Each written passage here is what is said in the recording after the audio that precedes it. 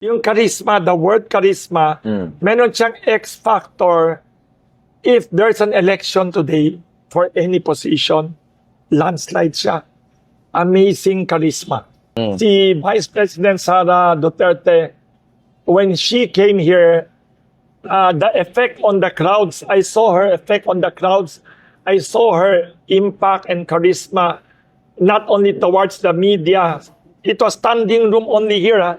There are so many media, so many camera, and so many people lining up outside. Record number of people lining up. She has a charisma that is almost unequaled.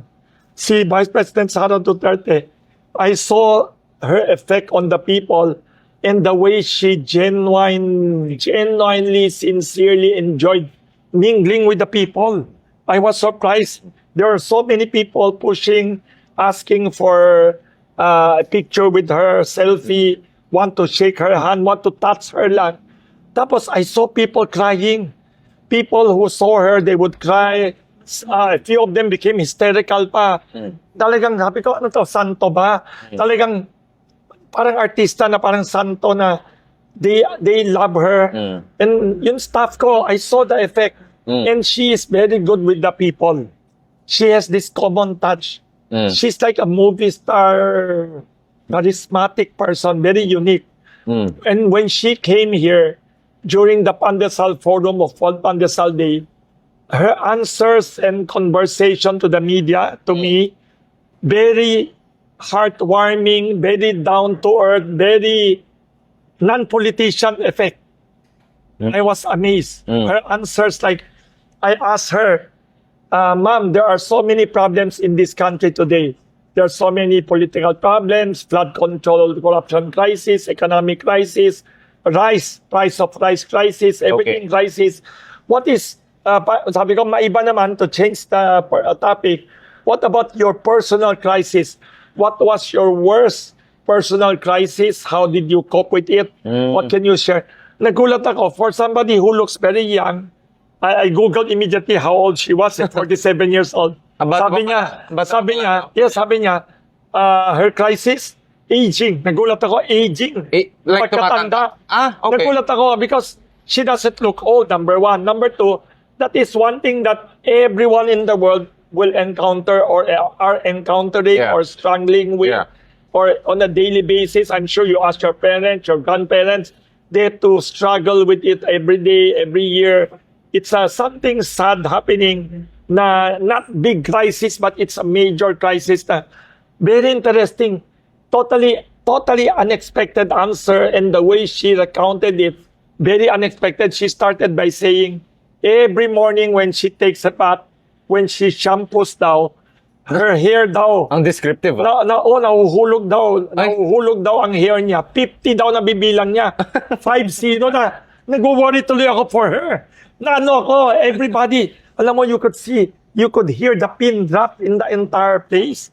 Ang daming media, ang daming camera, then suddenly everybody was just listening. Talagang you could literally hear a pin drop, the way she was narrating, the way ang galing niya magkwento. So that's actually interesting, Wilson, right? Yes.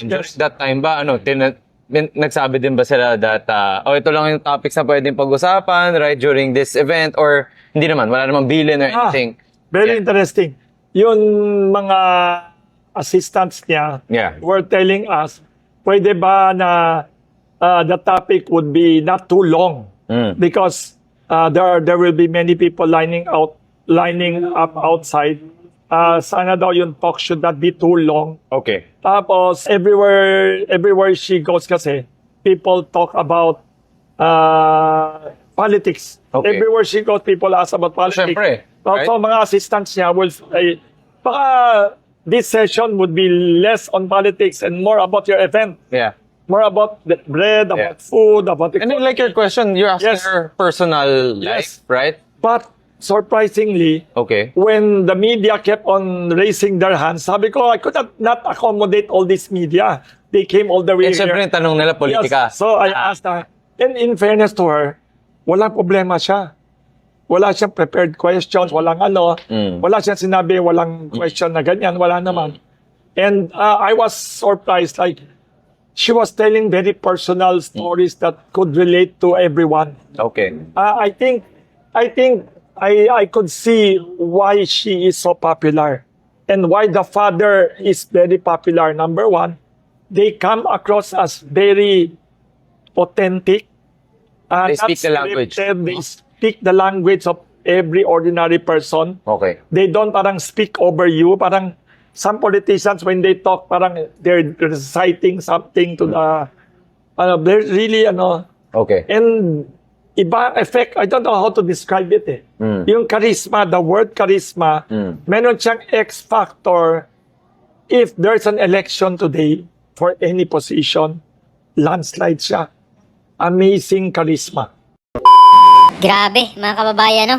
Napabilib itong si Wilson Flores sa isang negosyante, mga kababayan, na siya yung may-ari ng Kamuning Bakery Cafe na pinuntahan po ni VP Sara nung nakaraang linggo at meron nga pong nangyaring press conference, no? At si VP Sara yung kanilang guest, mga kababayan, na kung saan first time, mga kababayan, na napuno, no? Yung venue ng Bakery Cafe sa dami ng taong pumunta. Sa mga media, no, ang daming media na pumunta doon, mga vloggers at syempre yung mga tao, mga kababayan na taga doon sa Kamuning ay pumunta, sumugo doon sa Kamuning Bakery Cafe para makita po si VP Sara, mga kababayan. At dito sa ugali ni VP Sara, mga kababayan, no, na kung saan napabilib itong si Sir Wilson Flores na talagang down to earth ni VP Sara at talagang ramdam yung mga bawat salita ni VP Sara na kumukunik talaga doon sa mga ordinaryong Pilipino. Kagaya po ni dating Pangulong Duterte na kung saan yung kanyang language na ginagamit, mga kababayan, ay talagang pangmasa, mga kababayan. Bagay naman na marami pong nag-criticize sa kanya, no? Yung mga anti-Duterte na hindi naman galing doon sa mga mahihirap na mga sektor, mga kababayan. Kaya itong si Wilson Flores, sabi pa nga niya, kung may eleksyon ngayon ay talagang landslide, panalo po si VP Sara, mga kababayan. So itong si Wilson Flores ay nandoon, no, mismo at nakikita niya, ramdam niya yung mga salita or bawat salita, bawat sagot ni VP Sara, mga kababayan. At take note, hindi po scripted yung mga tanong, no, dahil yung mga tanong doon ay impronto.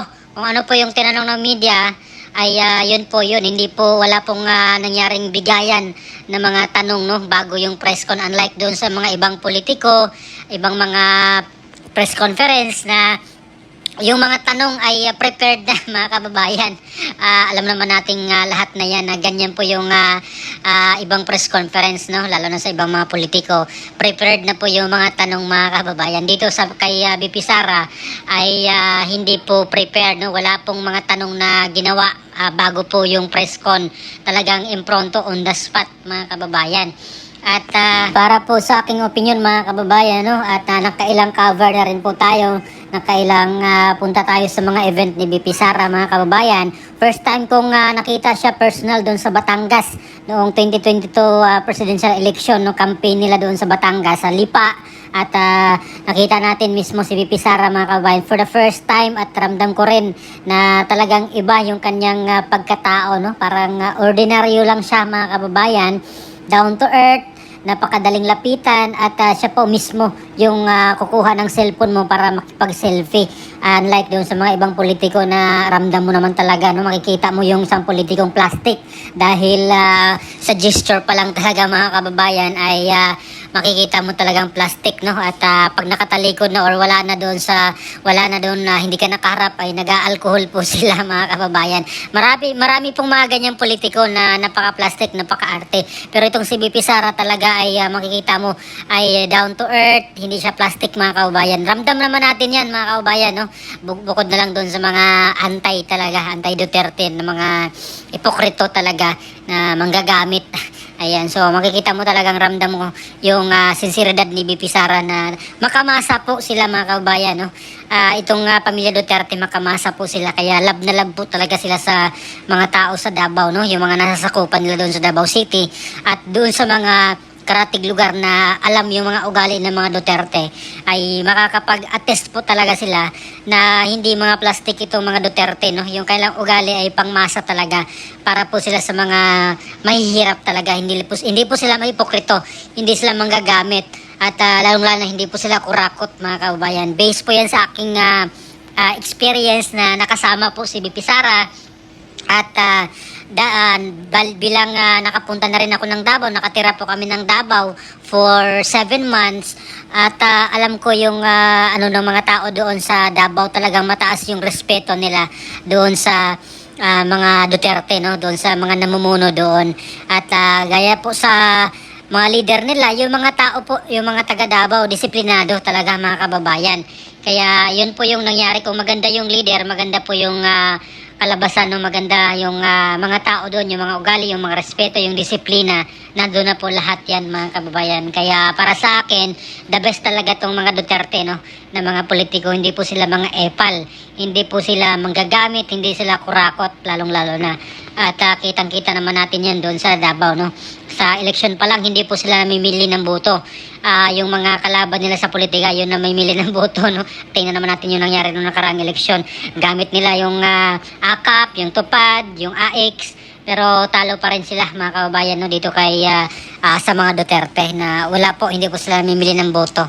Talagang serbisyo publiko po talaga yung kanilang ginagawa doon sa Davao City, mga kababayan. So ano po masasabi nyo dito? Baka naman sabihin nyo kasi porket may lahing Chinese itong si Wilson Flores, ay baka sabihin nyo maka-China, no? Hindi po ganon, no? Hindi po maka-China si BP Sara, neutral lang po siya. Ayan, so unahan na lang natin itong mga loyalista at mga dilawan, itong mga makabayan black, baka sabihin na maka-China, no, o pro-China. Yun po yung paulit-ulit nilang mga narrative, no, mga pro-China, yung mga ganyan. Diyos ko, hindi nabibenta yan. Hindi po maka-China si BP Sara, neutral lang talaga siya. Ayaw niyang magpahawak, no, ayaw niyang diktahan siya ng anumang bansa, kasi gusto niya talaga neutral yung Pilipinas. Yung foreign policy na tatahakin natin ay independent, no. Hindi po tayo pwedeng diktahan ng ibang bansa kagaya ngayon na didiktahan ng Amerika itong si Pangulong Marcos. So ano po masasabi nyo dito? Please comment down below. Maraming salamat. God bless po sa ating lahat.